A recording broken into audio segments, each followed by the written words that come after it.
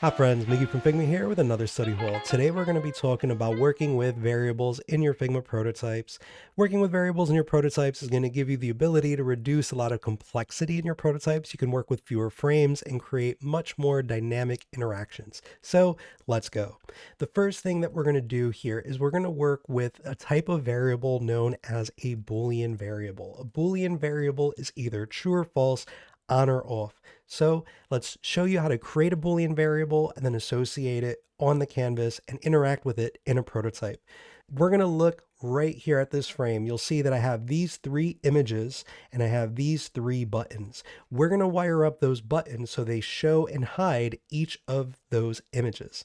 Let's begin by clicking on the canvas. I'm going to come over here to the right. We want to make sure we're in the design panel. I'm going to click on that local variables option right there. This is going to bring up my variables panel. You'll notice that I have no variables here to start. So what we're going to do is we're going to create a variable for each one of those layers to be turned on and off. I'm going to click create variable. We're going to create that Boolean and we're going to say show layer 1. And we're going to set that value to be true. And let's create two more. So let's create another Boolean. Let's create another Boolean. This one's going to be called show layer 2. And this one's going to be called show layer 3. And once again, I'm going to set all of these values to true. And what that's going to do is set the visibility for each one of those layers. Next, to get this going, we're going to select that first layer. We're going to come over here to the layer panel and you'll see this little eye, and that eye shows and hides that layer. We're going to right click on that, and that's going to give us the ability to associate the visibility of that layer with one of the variables that we created. You're going to see show layer 1, show layer 2, and show layer 3 here. So for this first layer, we're going to associate show layer 1, and you'll see the variable has been assigned. Let's click this next layer. We're going to do the same thing. Right click, show layer 2. This last one, we're going to select it, come over here to that layer panel once again, right click and show layer 3. Now, these have all been associated and we want to see that they're working. So I'm going to zoom out just a little bit. I'm going to click once again on the canvas. We're going to go to our local variables. I'm going to open the variables and I'm going to hold this side by side. And you're going to see that we have our three variables. They've been associated with those layers. We can now turn them on and off by setting them to true and false. So here we go, true and false, true and false. And you'll see that that is now explicitly tied to its visibility for each of those layers. So what we're going to do, I'm going to select all three of those and I'm going to group those selection and I'm going to make them the Boolean example group. So here we go. These three variables are now part of this group. Isn't that great? Now let's begin to use interactions with these variables. I'm going to go to the prototype pane. To easily swap between design mode and prototype mode, you can press the shortcut key Shift E. So press Shift E will toggle between design mode and prototype mode. So right now I'm in prototype mode. Prototype mode is going to behave just a little bit differently. I'm going to select this first button right here. We want to create an interaction on this button that is going to set that first variable to true or false. So we're going to come over here. We're going to create an interaction. I'm going to bring that over. Let's do that one more time. Let's create this interaction. And the first thing I want to do is to check what is known as a condition. I want to see if the current layer is visible, I'm going to make it invisible. And if it's invisible, then I'm going to make it visible. So let's go ahead and create a conditional. So if, and you'll see that when I clicked on that, our values are going to show up. So if show layer 1, right, is equal to, I'm going to click right here. So if show layer 1 is equal to, and I can say true or false. If it's currently set to true, I can now add an action. And that action is I'm going to set that variable show layer 1 and I'm going to set it to false. So now you can see if show layer 1 is true, then we're going to set show layer 1 to false. Otherwise, let's set that variable of show layer 1 to be true. And once I click out, so show layer 1, if it's true, we set it to false. Otherwise, we're going to set it to true. Let's see if this conditional works. So I can select that frame and I'm going to press Shift Spacebar. What that's going to do is pull up the inline preview. So here we go. Here's our button, and we can see that that now works. So that's pretty great. What we can do next is write that same conditional for those remaining images that we have. I'm going to click the button. Let's create a new interaction. And once again, on click, I'm going to write a conditional and I'm going to say is show layer 2. If show layer 2 is equal to true, then what we're going to do is we're going to set it to false. So we're going to set that variable show layer 2 and we're going to set it to false. So otherwise, we're going to set the variable show layer 2 to be true. And now we have our conditional logic. So if show layer 2 is true, we're going to set it to false. Otherwise, we're going to set it back to true. And once again, shift space bar, we can test that out and we can see that it works. And both of them are working. What I can also do here is let's do this third one really quick. Let's create that little bit of repetition here. Let's create on click. We're going to write our conditional. We're going to check show layer 3. Is it equal to true? And if it's not equal to true, then we're going to set that value to false. And then otherwise, we're going to set that value to true. Right? Once again, so is it true? We're going to set it to false. If otherwise, we're going to set it back to true. Now, let's just check to see if this is working. Shift space bar, 1, 2, 3, and I can click and it's going to set the state. So we're have that same button performing that on off operation there. Now what we could do is with this show all button, we can set all of the values to be true. So let's go to our interactions in the design panel, and here on click, we're going to set that first variable of show layer. We're going to set it to true, right? And then we're going to add in another interaction. So we're going to add that action. So we're going to say add action, set variable, show layer 2. We're going to set that to true. And then we're going to set one more action. So set variable, we have show layer 3, and we're going to set that to true. And here we go. So on click, we're going to do a chain reaction of events. We're going to set each one of those variables and set them to true because that's what the show all button is going to do. I'm going to select that frame, shift space bar, hide it, hide it, hide it, show all, right? Hide 1, hide 2, show all. So that's going to give you that ability to manage those. So once again, the Boolean value is going to be on, off, true or false, and it can be easily associated with the layers panel over here by right clicking on that eyeball. First example done. Next, let's take a look at another type of variable. This one you might be familiar with. This is a number. And what we're going to do is we're going to create this number value and we're going to associate it with a number of different things. Let's begin by clicking on the canvas. I'm going to come over here to local variables. I'm going to create a new variable, and this is going to be a number. And I'm going to name this very uncreatively num. So this is going to be our value. Let's give it a starting value of 2. Why? Just because I want you to see when I create that 2 there, how it's going to map to some of the objects that we have within our frame. Here is that example 2. Now, I'm going to click first on this text field. You can see that we have a text field here. When I select it, I come over here to the right. It's set to enter bold 24. Oh, what is this over here? That's a apply variable. What I can do is I can have the variable that we created, its value can be represented into this text field. So here we go. I click all libraries. It's looking for a variable that it can show. And this is a local variable that we have here. I'm going to click num and you'll see it shows up as 2.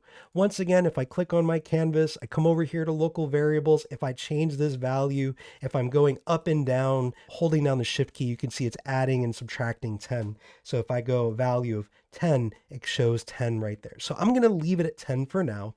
Now what I'm going to do is I'm going to apply that number value to a few other things. Because we're designers and we're working with elements on the canvas, we can change those properties to be in line with that number value. So the first thing I have here, I'm going to command click onto this yellow rectangle. I have it inside of a auto layout object. And just so you know, this auto layout object, I have it centered out, so it's aligned to the centered, and its constraints are set to center. Basically, I have it that way.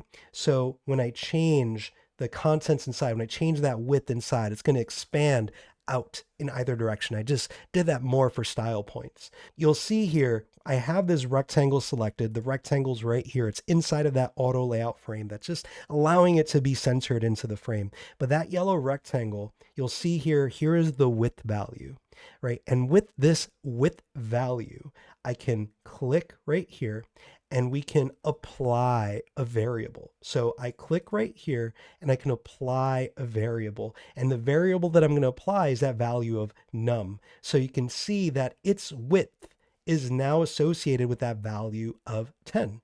And likewise, up here, I have this little arrow. It's inside of an auto layout object. And what I'm going to do is I want to move that arrow from the left, and I can associate the position of that arrow with its left padding of the auto layout object. So I have an auto layout frame, and on its left padding, I'm going to set to num. And you can see that we have a little bit of padding there. So I've assigned that variable num to this text field, to this rectangle, and to the left padding of this auto layout frame. So it's going to update the number, it's going to update that width, and it's going to expand that left padding on that object.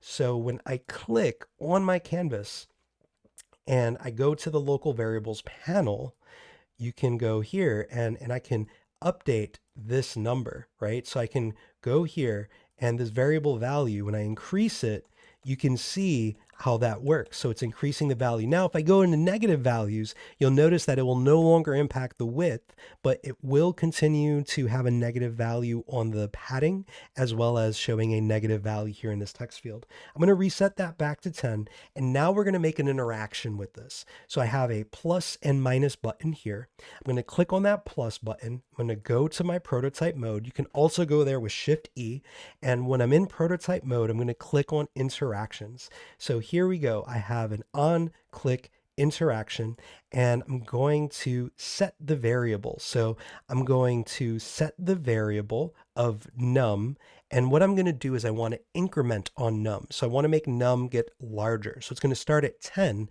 but then I want to add to 10. I'm going to set the variable num to num plus, and let's go in by values of 10, right? So what I'm doing is I'm adding 10 to 10, that makes 20. The num now equals 20. Then I'm adding 10 to that 20, and that's going to equal 30, and so forth. So this plus is going to be incrementing by tens. Now, what I can do is I can click on this button. I'm going to come over here to my interactions. I'm going to click to the left of that. I'm going to copy it. Gonna select this button over here, and we're gonna paste that interaction. And you can see that I've just pasted the interaction. I'll show you that one more time. As long as the interaction resolves correctly, if there's no mistakes, it should copy and paste between button objects. So here, once again, I've selected this, I copied that. I select this button over here and I paste it, and you can see that this minus button now has a click interaction. I'm going to go ahead, click there, and here, instead of num plus 10, we're going to subtract 10. So I'm going to delete that, and I'm going to type in subtract 10. When we preview this, Shift spacebar, here we go, plus, plus, plus, plus, plus, plus, plus, right? It's adding to the left padding here, moving that little arrow over. Here it's updating that number value, and here it's updating the width. So when every time I click, it's adding by that increment or subtracting by that increment. How cool is that? So there's different operations that you can perform. You can perform addition, subtraction, multiplication, and division for now. Now let's take a look at our next variable type. This is going to be text, otherwise known as strings. In this interaction, what we're going to do is we're going to create a text variable, a string variable. We're going to assign it to this text field. And then what we're going to do is we're going to create these buttons here to update that text variable. So we're going to add these letters to that text field, and then we're going to create a reset button that's going to start it over from scratch. First thing we want to do is we want to create our variable. I'm going to click on the canvas right here. I'm going to go to my design panel. Let's go to our local variables. And here, what I'm going to do is create another variable. We're going to create a string variable. String variable is just plain text. I'm going to call this variable message. There we go. We got message, and we're just going to call this hello world, right? So we have this hello world text, and it's going to the variable message. And just like before, we're going to take this text field, and what's unique about this text field is we have it centered horizontally, we have it centered to the center of the middle, and we have a fixed height here. So this big text field, we're going to be throwing our text inside of that. Here in the text panel, you'll notice the little apply variable icon. I'm going to click it. I'm going to go down to message. And the second that I do that, you'll notice that hello world, this message that we have in our variables pane, is now populating this text field. That looks pretty great. So what we're going to do, just test that out. I'm going to go to local variables. I'm going to go here to hello world, and I'm going to say hello worlds. I'm going to put an exclamation point. Now, when I close that out, you'll see that it's already been updated here in our text field. That's pretty awesome. Let's create an interaction. What I'm going to do next is create interactions on each one of these keys to update that field. Let's go to our prototype mode. Shift E also works. We're going to select that first button that we have here, that Q button. And I'm going to create an interaction. So here on click, what we're going to do is we're going to set another variable, right? We're going to set that variable, and we're going to set the variable message. So you can see it shows up and it populates right here. If I just type in MES, right, message gets surfaced right up to the top. Now here we're going to write that expression. We're going to set message to message because we want to add to it. So we're going to have hello worlds, and then we're going to add additional letters to this. And I'm going to say plus, and in quotations, I'm going to put in the letter Q, right? Because that's the Q key. So when I press Q, it's going to add Q to this, right? So we're adding that to the string. So as opposed to adding a number, right, we're appending additional text to that field. So let's see if this works. I'm going to select it, press Shift Spacebar, and now when I press Q, you can see that Q is now updating that text field. Now what we can do is we can wire up our additional letters that we have here. I'm going to click on that Q button. I'm going to copy that interaction, Command C. Now I'm going to select the remaining buttons, right? I'm selecting all of them, and I'm hitting Command V. So it's created a click interaction for each one of those, and it's populated them. And all we need to do is just update the letter. Q, W, right? Let's go to that E button, right? Feeling that E button. We're going to select that. We're going to change that Q to E. We're going to go over here to A. We're going to change that Q right there to A. That's looking great. You can see that we're actually moving pretty fast here. I'm going to change that Q to S, and this D, we're going to change that there because once again, we pasted it to all of those buttons. So all of those buttons are saying Q. Now here with D, we can close that out. So let's test this out. Let's see how it's working. Let's hit Shift Spacebar, Q, W, E, S, D, A, right? So now it's populating our text field. Now, if we want to reset that text field, so that text field that we have, we want to reset it. Let's create one more interaction. I'm going to create an interaction.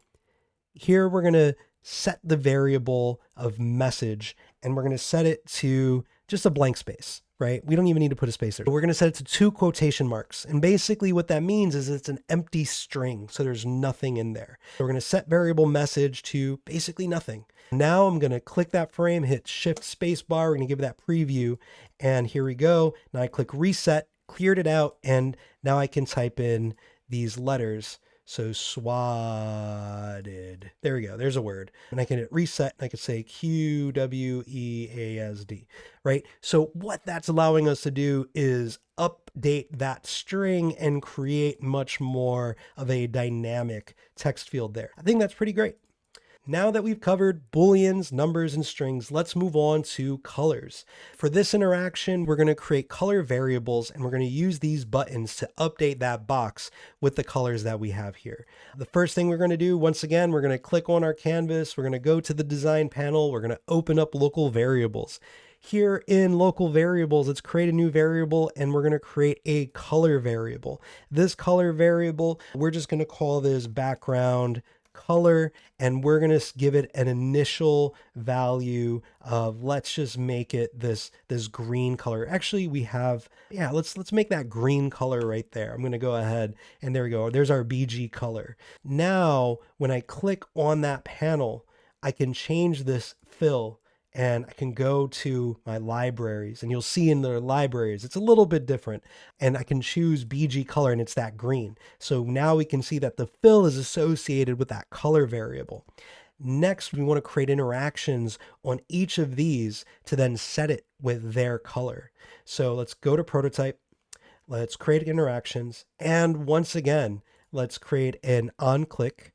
We're going to use set variable here, and we're going to set that BG color, and we're going to use it to set it to other colors that we already have. So here we go. Here's our blue, right? And now let's create another interaction. So this other interaction, on click, we're going to set variable, we're going to set BG color, and it's going to be that yellow that we have.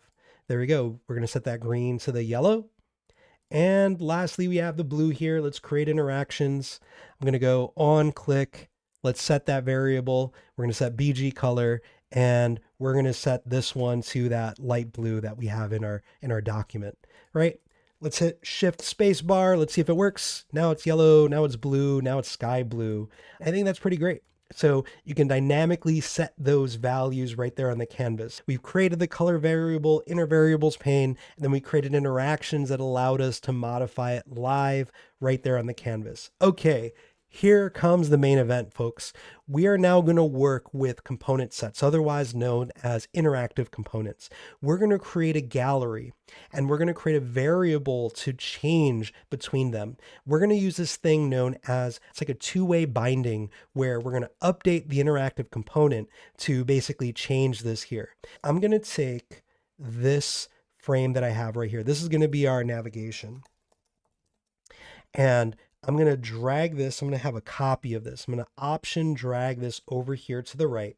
So we're going to call this item 1, right? I'm going to duplicate that. This is going to be item 2. I'm going to duplicate that. This is going to be item 3. Now for item 2, I want to remove that stroke, and I'm going to apply it here. We're going to make it that blue and make that value of 4. And same thing here. I'm going to remove that stroke, and we're going to apply it here to this third item that we have. Let's make it that blue and apply a stroke of 4. We have item 1, item 2, item 3. We're creating the selections. Next, we're going to select all 3 of those, and we're going to create a component set. Right now, this component has 3 variants: the first item, the second item, and the third item, and they're named as such. So when I click on this component here, you can see we have item 3, item 2, item 1. That naming is going to be very important with our example here. So let's call this navigation, and I'm going to copy this first one here. I'm going to hit Command C or Control C if you're on Windows, and I'm going to paste to replace. So this has now been replaced. This is an instance of that first component there in that component set. Next, let's create the actual visual of the gallery. So here I'm going to drag this. Let's option drag it over here to the right, option drag and option drag. And I'm going to rename these. So I'm going to select all 3. I'm going to hit Command R, Control R if you're on Windows, and I'm going to call this item space, and let's do numbers. Let's only do 1 number. So here, this is item 1, this is item 2, this is item 3. Just like we had item 1, item 2, and item 3. We want to make sure that we're going to create that relationship between the 2. I'm going to copy this fill. I'm going to collect just to the left of that fill. I'm going to paste it there, and I'm going to copy this fill here and paste it there. So then this way we have our large versions of those images there. The thumbnails are going to show the large versions. Now I'm going to select all 3, and I'm going to create them as a component set, and this one will be, selected. Right? So once again, I'm going to copy that first item, and I'm going to paste to replace. So this is now no longer that image, but it's now the first instance of this component set. Right now we're looking pretty good. If I select this and I go to item 1, item 2, item 3, right? I'm changing that first property. And likewise here, when I select that component, I could change its variance to item 2 and item 3. And what we're going to do is use the variable to control both of them at the same time. Let's go. I'm going to click on my canvas. I'm going to come over here to my local variables panel, and we're going to create a new variable, and this is going to be a string variable. So this string variable is going to call current item, and we're going to change that string value. We're going to change it to item space 2. We're going to start with the second item just so you can see when we apply this how this works. This string variable right here is going to be bound to this property. You'll notice when I come over here and I select this interactive component, see it says item 1, I can come over here, I can assign a variable, and I can assign that variable to current item, and you see it brings it to item 2. So I can select this same thing over here, and I can click over here, assign that variable, and this is now also current item. Likewise, let's say I want to visualize and know if this is working or not. So I have this text field here, and I'm going to assign that text field also to current item, just so we can see how this is working. Let's now wire this up. Here with this prototype, I'm going to have, let's say, this one and this one, we're going to navigate to that second interaction. Let me change my background so this is a bit more obvious. I'm going to select that middle item and this middle item. I'm going to go to my prototype mode, and I'm going to drag, and you'll see that it's dragging from both of them, right? So both of them are going to that middle one, right? I can select both of these. I'm holding down the command key as I'm selecting them and holding down the shift key. And now I can select both of those. So both of those are going to go there, and command and shift key, and I'm going to drag those there. So now we have these interactions where they're changing to, right, the different properties. So when I click, click, click, it's going to go and change that state. Now what's really cool about this is that's all I had to do. So now when I click on that first one, it goes to item 1. When I click on the third one, it goes to item 3. When I click on the second one, it goes to item 2. What I'm doing is I'm changing that variable by updating the state of the interactive component. I'm using this as my navigation. And so I'm going between item 1, item 2, and item 3. And because that variable is also bound to this text field, and it's also bound to this interactive component, which has a matched naming structure, what's taking place is that I'm able to update it and it works. So likewise, if I want to create an interaction where I drag in between these, so when I on click, it's going to change that second item.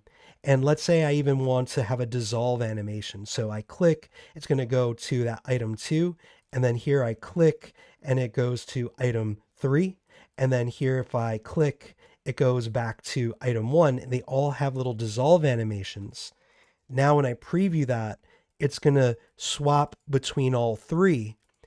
And that is also changing the variable. So it's also being reflected down here in the navigation.